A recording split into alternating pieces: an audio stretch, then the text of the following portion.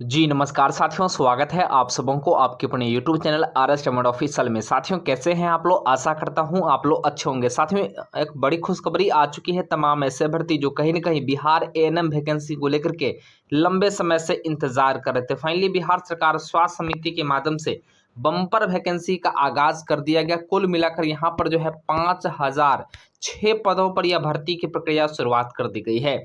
ऐसे में साथ ही तमाम चीज़ों को लेकर के आज हम लोग बात करेंगे। आखिर आवेदन आपको कैसे करना है, आवेदन फ़ी कितना लगेगा, सिलेक्शन कैसे होगी और ख़ास करके आपको जो है इस बार वेतन कितना मिलने वाला है, इसके संदर्भ में पूरी अपडेट आज आपको मिलेगी। इससे पहले आपने अभी तक अगर चैनल को सब्सक्राइब नहीं किया है तो कर लीजिए, साथ में घंटी के आइकन को ज़रूर ही प्रेस कर लीजिए। साथियों मैं आप लोगों को बताना चाहूँगा यह जो है बिल्कुल राष्ट्रीय स्वास्थ्य मिशन एनएचएम के तहत राष्ट्रीय बाल स्वास्थ्य कार्यक्रम के अधीन प्राथमिक स्वास्थ्य केंद्र, अतिरिक्त प्राथमिक स्वास्थ्य केंद्र, राष्ट्रीय शहरी स्वास्थ्य कार्यक्रम के अधीन शहरी प्राथमिक स्वास्थ्य केंद्र एवं राज्य के सभी स्वास्थ्य उपकेंद्रों में जनमानस को उपलब्ध कराई जा रही स्वास्थ्य सुविधाओं को सुदृढ़ एवं सफल संचालन हेतु एएनएम प्रति संविदागत रिक्त पदों को 15,000 रुपये मानदेय, जी हाँ दोस्तों, 15,000 रुपये मानदेय आपको मिलेगी और खासकर घर नियोजन हेतु सुयोग्य अभ्यर्थियों का आवेदन ऑनलाइन आमंत्रित किया जाता है।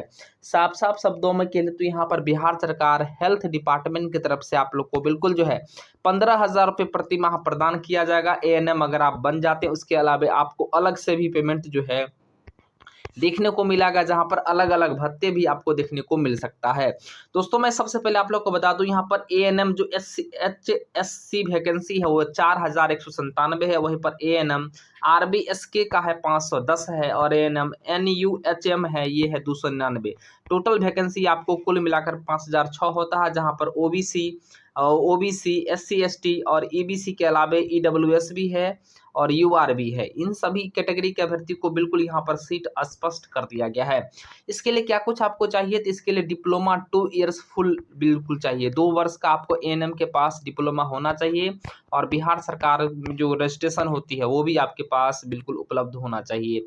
बात करते हैं कि इसमें अनारक्षित वर्ग के लिए उम्र सीमा क्या चाहिए, तो जो अगर यूआर से है या ईडब्ल्यूएस से है तो 40 वर्ष अधिकतम, पिछड़ा वर्ग का अधिकतम यहाँ पर 40 वर्ष है, अनुसूचित जाति SC ST के लिए 42 वर्ष है।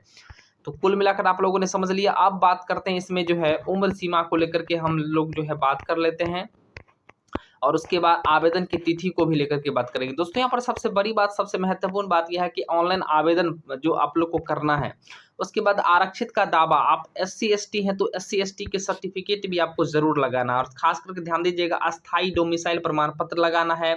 जिस जाति से है वो जाति प्रमाण पत्र भी आपको लगाना है। इसके अलावा अगर यहाँ पर बात कर लें तो अगर आप किसी भी ओबीसी के क्रीमी लेयर से आते हैं या नॉन क्रीमी लेयर से आते हैं तो जरूर अपना प्रमाण पत्र, क्रीमी लेयर रहित प्रमाण पत्र जरूर आप लगाएं ताकि इसका लाभ आपको मिल सके और साथ में डोमिसाइल भी आपको लगा देना है। इसके अलावा साथ ही अगर आप जो है अलग अलग जो भी कैटेगरी से आ रहे हैं, ईबीसी से हो या ईडब्ल्यूएस से है, तो अपने अपने कैटेगरी के सर्टिफिकेट आपको जरूर लगाना चाहिए ताकि इसका लाभ आपको बिल्कुल मिल सके। दोस्तों यहाँ पर मैं आप लोग को बता दूं जो आवेदन शुल्क आप लोग को लगने वाला है, अगर आप यूआर ओबीसी या कह लें तो अत्यंत पिछड़ा वर्ग से आते हैं, ईडब्ल्यूएस से आते हैं तो 500 रुपये लगेंगे। SC ST के लिए यहाँ पर 125 रुपये लगेंगे। आरक्षित अनारक्षित वर्ग की महिला उम्मीदवार के लिए यहाँ पर 125 रुपये लगेंगे। राज्य के बाहर के उम्मीदवार के लिए चाहे किसी वर्ग के हो 500 रुपये लगेंगे और दिव्यांग अभ्यर्थी के लिए यहाँ पर 125 रुपये लगेंगे। यानी साथ ही इस प्रकार से आपका जो यहाँ पर लगने वाला है। आवेदन की तिथि को लेकर बात करेंगे, इससे पहले मैं आप लोग बता दूं यहाँ पर 80 मार्क्स का बिल्कुल लिखित परीक्षा कंप्यूटर बेस्ड होगा। इसमें आप लोग को अच्छे खासे जो है खास करके 80 नंबर का वो हो जाएगा और 20 नंबर का ध्यान दीजिएगा दोस्तों, यहाँ पर 20 नंबर का कोरोना वायरस को रोकथाम नियंत्रण हेतु आकस्मिक एवं अस्थायी व्यवस्था के तहत पूर्णतः औपबंधिक रूप से गए एएनएम के पद के कारण अनुभव के लिए 5 अंक दिए जाएंगे। यानी कोरोना काल में अगर आप अलग से काम किए थे तो आपको 5 अंक दिए जाएंगे। अधिकतम 20 अंक किसी भी अंश के कार्य दिवसीय के लिए 5 गुना करके 365 से भाग देकर किया जाएगा। यानी कुल मिलाकर साथ ही कह लें तो यहाँ पर 20 अंकों का जो निर्धारण है, तो आपको कोरोना वायरस से संबंधित अगर आप कभी मतलब पास्ट टाइम में अगर आपने यहाँ पर ड्यूटी करे होंगे तो इससे संबंधित आपको 20 नंबर यहाँ पर इस तरीके से आपको प्रेजेंट की जाएंगे। 20 नंबर का होगा और जो भी मार्क्स आपका बनेगा वो 80 वाले एग्जामिनेशन में जोड़ करके आपका 100 पे कैलकुलेशन की जाएगी और आपका फाइनली जाकर तब मेरिट बनेगा। प्रतियोगिता प्रश्न का स्तर हिंदी अंग्रेजी भाषा की कुल 60 अंकों का होगा, जिसमें बहुविकल्पीय वस्तुनिष्ठ प्रश्न के 60 प्रश्न होंगे और एक-एक प्रश्न निर्धारित होगा। 60 क्वेश्चन होगा, टोटल एक-एक क्वेश्चन होगा, सारे के सारे क्वेश्चन ऑब्जेक्टिव होंगे। परीक्षा में गलत उत्तर के लिए कोई नेगेटिव मार्किंग नहीं होगा। परीक्षा का पाठ्यक्रम राज्य स्वास्थ्य समिति के लिए बिल्कुल वेबसाइट पर उपलब्ध रहेगा।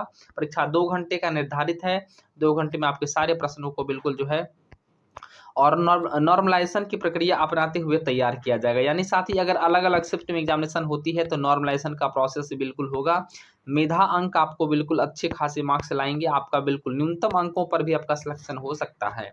तो दोस्तों इस प्रकार से मेधा सूची का प्रकाशन होगा। आप लोगों ने देख लिया, काउंसलिंग होगी, उसके बाद आपका डॉक्यूमेंट जो है वेरिफिकेशन करके आप लोग को यहाँ पर जो है ड्यूटी प्रदान कर दिया जाएगा।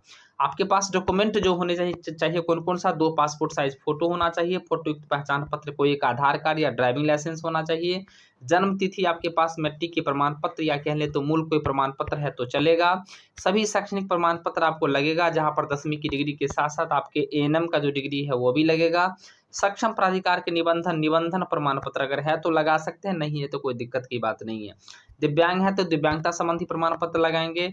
स्वतंत्रता सेनानी के नाती पोते या इसका दावा कर रहे हैं तो इसके प्रमाण पत्र आपके पास होनी चाहिए।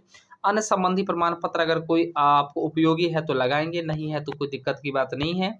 ये सारे प्रमाण पत्र आपको आवेदक को लगाना है। उसके बाद दोस्तों यहाँ पर ध्यान दीजिएगा कि ये सारी चीज़ें आपको लगा देना है और आवेदन का जो डेट है वो मैं आप लोग को बता दूँ। आवेदन यहाँ पर जो शुरुआत आप लोग का हो रहा है वो आप लोग का अगस्त जो मंथ चल रहा है, फिलहाल आप लोग को पता है अगस्त महीने में ही आपकी बिल्कुल ये आवेदन शुरुआत हो रहा है। 14 अगस्त से लेकर के 14 अगस्त 2025 से लेकर के 28 अगस्त 2025 तक आप लोग आवेदन कर सकते हैं। मात्र यहाँ पर आप लोग को जो है 14 दिन का ही समय दिया गया। तो दोस्तों इसी 14 दिन में आप लोग को अप्लाई कर लेना है। फिलहाल किसी प्रकार का कोई अगर जो है क्वेरीज हो, कोई प्रश्न हो तो कमेंट सेक्शन में कमेंट करें ताकि मैं आपके सवाल का आसानी से जवाब दे सकूँ। तब तक के लिए धन्यवाद। जय हिंद, वंदे मातरम।